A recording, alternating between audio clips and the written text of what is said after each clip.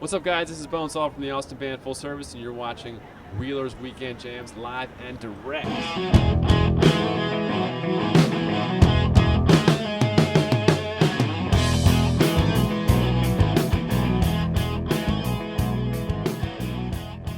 We are standing outside the Elbow Room in downtown Chicago, Illinois, and here I am with the one and only BONESAW from Full Service. How you doing, sir? I'm doing good, man. I'm glad to be out of the van for a minute here. We're going to go back into 2008, all right? You guys followed. Getting right into it. Getting All right into it, let's man. dive right into it. Back in 2008, you guys followed the 311 and Snoop Dogg tour, Yep. and you guys would be playing in the parking lots in the behind the shows and stuff to get noticed, obviously. Yeah. You guys got noticed by 311's management towards the end there, I heard. Yeah. And then how has that motivated your guys' touring experience since then? Well, before that was a stunt we called the Takeover Tour, where we were playing, like you said, illegal parking lot shows just until we got shut down, just to try to make some new fans and do something more personal in light of the move away from human interaction with the internet and stuff like that. Mm-hmm. And it did lead to some pretty cool serendipitous things, like meeting up with 311 and getting to tour them in general. So obviously playing, before that we'd only done tours like, kind of crappy bars and stuff like that. And after that, that really helped us get more into some higher level venues and stuff. I mean, even just playing those first three shows with 311 that they invited us on gave us some credibility and such that led to other opportunities to run with other bands like Badfish, State Radio, stuff like that got us into more premier venues. And then being able to do stuff with them, they're more destination events like Powwow Festival and the 311 cruises, really exposed us to a lot of cool national fans who like to travel to see music. And so, and then they go back to their home states, whatever, we can go visit them when we're on tour. That was playing those cruises was really the most beneficial thing for us. Yeah. Because we've since had our own event where fans come and travel to see us. So, I don't know. I mean, how can it be bad? We hatched a plan, and it worked better than we could ever have imagined, and made a lot of new friends in the 311 group, and also with all of their fans. That's really what's going on. Yeah, I mean, you guys did, like you said, the cruises, the powwow, and now you're invited to the Rumbella cruise with Michael Fronte. I mean, how honored you guys must feel from a local band standpoint. Yeah, I feel good about that. What's funny about these things with the cruises and everything is that we're always, when I get the emails from the agents and the people who put it together, we're always the only band that's not really represented. And so that's always kind of makes us feel good because we're so very grassroots and DIY. We've always tried to do everything as much ourselves as we can, and empowering our fans to do what people in the business usually do for bands. And so it's great to be getting these higher level opportunities while maintaining our very grassroots approach. However, we have signed, well, actually we haven't signed yet, but we are starting to work with an agency to help book some tours. And it's actually an agency owned by one of the guys who works at the promotions company of the cruises. So that's kind of what led to this new agency relationship, and he's helped us book about half the shows in this tour. So maybe we're becoming less grassroots. I don't know. No, it's more just now I'll have more time, theoretically, to do even more of that kind of stuff as he helps with the shows. Exactly. You guys are still keeping the underground thing going, so that's good. You guys have also kind of moved on from that, and you started doing the 20 tour. Started in 2011, where you guys would play in the backyard of shows. How did that even develop? We were releasing an acoustic album in that year, and we really didn't want to go play that style of acoustic music in clubs. It just didn't seem like the right atmosphere for it. It's the idea of doing it outside or doing it in different venues was appealing to me, just because it would fit the music better. But honestly, the real story behind how that came about, the idea to do those shows, I had been hoping for an opportunity to do some touring with 311 in their October 2011 tour, and it turns out that opportunity went somewhere else. And so I was needing to think of a new plan, and I went on a bike ride just around Austin, which is what he's trying to do to come up with ideas. And I really sort of was thinking, what do we got to do that's way outside the box, whatever. And so I thought about that idea, which was just to put out the call to our fans and see if they would want to host us in their homes wherever they live, and then the theme was 20 people, $20 each. We'll do 20 shows. Everybody gets a free CD, 20 CDs. We'll play 20 songs, called the 20 Tour. And I wasn't sure it was going to work, but that first group of 20 who did it all around the country really kind of put their faith in us, and we ran around and we did it. And it was probably the most rewarding tour we ever had. It wasn't just going city to city; it was going to rural parts of the country for and so we got to experience like it's so super cheesy, dude, but like real America, like the places where people actually live, like where everybody else lives, not just where we meet in this club. And so, playing in people's backyards and meeting their families and like I could go on and on about those experiences. So, and musically, it worked out well because it was the right setting for that kind of acoustic music. We kind of reinvented ourselves from being this electric heavy band to being really stripped down, no amps, acoustic.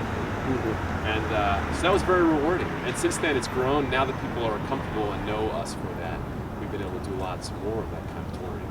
And honestly, it's kind of spoiled us a little bit because it's really easy. They're fun. There's no worry about draw or how people are going to come out or not. There's no dealing with agents and contracts and shit. It's just like us. A lot of the people who come tonight are going to be people who hosted us. And like this guy John hosted the full service luau a couple months ago, and they built the stage and had this whole big party for us, and food and special things, and made T-shirts and stuff. It's just not the kind of stuff you usually get at a club tour. So exactly, this coming back to doing clubs like this is a little bit. It's hard in some ways because it's like we've been living a good life doing this kind of like band and house tours, but long answer. Yeah. Funny story, a little bit off subject, but back in 2009, I first met you guys when you guys opened for 311 at the Springfield, Missouri. You were at Yes, I was. I actually found you guys on MySpace because I always, I'm interested in the opening bands, and then I talked to Hogue, and I was like, I was living down in Southern Illinois at the time, and it's funny because that show, you guys were tossing out your CD, and the last one you tossed out hit the guy in the head in front of me, and I caught it. Ever since then, I went on the 311 cruise 2012 or 2010, caught your other CD, and then you guys played at the Beat Kitchen like a year and a half ago, 2 years ago. Caught your CD there. No so way. every show I've caught your guys' albums. I'm just gonna throw one to you direct. Which is funny, I don't do that very often. Throwing CDs from stage. That's a pretty rare thing. So you caught. That's amazing. I've caught every one. That's cool. You were at that Springfield show, man. That was an awesome. That was because you guys were in line and you guys had a photographer with you. Yeah, some guy filming. And you guys were just like saying hi to everybody, and I was like, oh man, these guys are awesome. That was an awesome time. We hadn't really played venues that size before, and I remember one thing that sticks out about that show is that we were the opening band. It was, there's like 2,000-3,000 people there, and like we were sort of shocked at the lack of direction. Like nobody told us like where to load in. Nobody told us what time we were going to play. Nobody told us anything. We were like kind of like waiting around, and we were like, should we go on? Like there was like you think there's all this backstage stuff. There's nothing going on back there.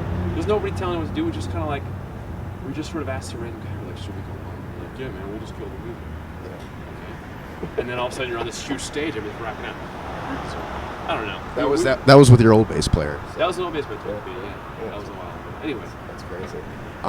Congratulations on your new release of Carousel. Thanks. How has your response been to some of your fan saws? It's been great. We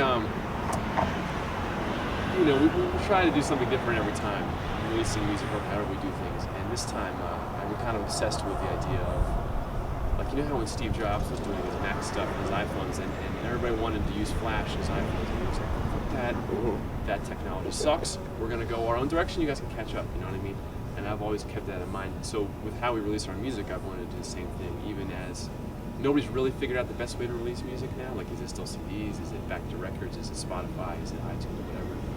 And so we wanted to make a little statement on our own, a little band, but we released the album in these limited 200 packages, where you, instead of getting, we actually ended up making CDs because people really wanted something physical, but my idea is that since music is generally just a download code now, the physical representation doesn't give me anything. And so I kind of thought it'd be cool if it was a tree, for example. So when you buy our album, you get the download code and you get a tree sapling that you can plant and will grow for 30 years, and that will be your full service tree where you live for. Same way you might plant a tree to memorialize somebody, and then it reminds you later when they're long gone. But so we did that, and we had this live webcast, similar to what you do, and we sold all 200. People, bought them online, and we're going to send out these tree saplings. And so the response to that was great. We sold out the whole package that we had, and hopefully that kind of vibe from the new music. It's Carousel. We'll see. Congratulations on that. We hope to hear some of the new stuff tonight. Yeah, we'll play a lot. Since you go over the country and tour, since you're in beautiful Chicago right now, what are some hot spots for eating locations, I should say? Because Chicago's got some really good food. It does, man, and I wish we had more time tonight to visit some of them. I do the whole gluten-free thing, and so I'm always a little bit picky. We haven't had as much time to I should be asking you that question, honestly, for where we should go eat in this general area. Because when we come, we usually try to go to the parks, basically. Last time we went to a Cubs game, which was cool. We try to do that kind of stuff. So, Cubbies. Yeah, they got some things. That makes sense. But, it's hard being a Cubs fan. But. So I'm not sure where we're going to go this evening. I'm not from this side. I'm from the South Burbs, but I mean I do come out in the area once in a while. But we have some really good food in the Burbs. What's your favorite full-service song? Do you have one? I'll put you on the spot. I'm sorry? What's your favorite full-service song? My favorite song would be between Hops and Coconut. Hops, kind of an obscure one.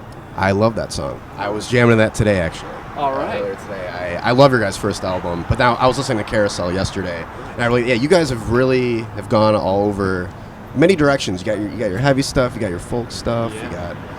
I like that.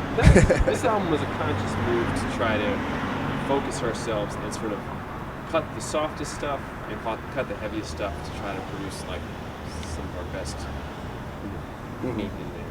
That's right. So it's saying it's kind of middle of the road makes it sound like bland. But Hey, you guys are very soulful. You guys have a Beach Boy vibe going at times too, and I'm just like, man, these guys are totally. You guys love the Beach Boys. that's all Hogue. Hogue is he's obsessed with the Beach Boys to an almost unhealthy degree. There is no unhealthy degree to the Beach Boys, man. I love the Beach Boys. The big change in this one, honestly, has been Beach Boys' influence, and it's that he had a real determination that we would all sing and do a lot of four-part harmonies, three-part, four-part harmonies with our voices on this album, whereas previous albums was mostly Hogue singing all four parts. The same way the Beach Boys had a lot of diversity, they had the three brothers, and Mike Love and Andrew singing, that gives it a real depth. And hopefully that comes through a lot of this album, different voices. Beach Boys and singers.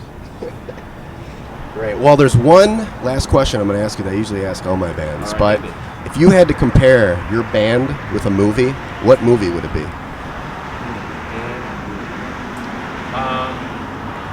Like your music, I should say, compared to a movie. Right off the bat, just in my head, I would say Fast Times at Ridgemont High. That one, or what's the other one? Party at the Moon Tower. What's that one? Party at the Moon Tower. With Matthew McConaughey. It's filmed in Austin. Party at the Moon Tower. Party at the Moon Tower. Ben Affleck's in it. Matthew McConaughey. Oh, Dazed and Confused. Yeah, or Dazed and Confused. Not because we're super stoners, but because that was filmed in Austin. There's some baseball in there, which is cool. There's some sports. There's that just kind of relaxed vibe. And there are a lot of like, I don't know. A lot of spankings with paddles. Yes, yeah, that kind of stuff. or Fast Times, just because we used to have get the pair of those guys too, eating shirtless in the diner. Something we would have done back in the day. I don't know why I said those two. It seems like it's something so. It's all right. Well, Bonesaw, thank you very much for having this lovely conversation with me. Thanks for having me on, man. Yeah. Supporting us for that's a long time now. Always, man. Since May, I guess that would be May 15th of 2009. That's screen picture. Yes. Since May 2009. 2009. That's sticking together. Well, thank you everybody for tuning in. Full Service playing tonight at the Elbow Room in downtown Chicago. We are out.